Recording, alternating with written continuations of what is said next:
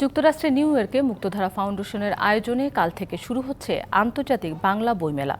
বাংলাদেশ ও পশ্চিমবঙ্গের বাইরে বাংলা বই, ভাষা ও সংস্কৃতির বৃহত্তম বইমেলা হতে যাচ্ছে 4 দিনব্যাপী।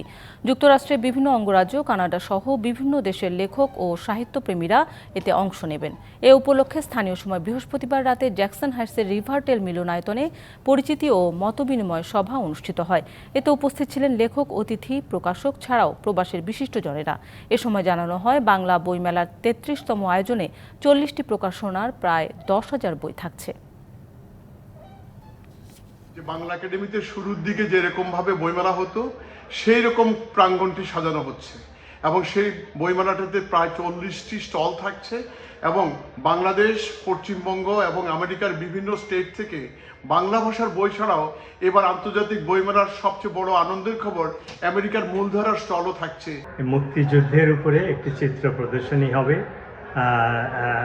ঢাকার যে মুক্তিযুদ্ধ জাদুঘর তারা প্রায় 30টি প্রদর্শনী নিয়ে এসেছেন। এছাড়াও আমাদের যে প্রতি বছরই আমাদের মেলায় নতুন নতুন বই আসে, এবার প্রায় 30 এবার 10। নগদে 500 টাকা বা তার বেশি পেমেন্টে পেতে পারেন ঢাকায় জমিসহ 20 কোটি টাকার পুরস্কার।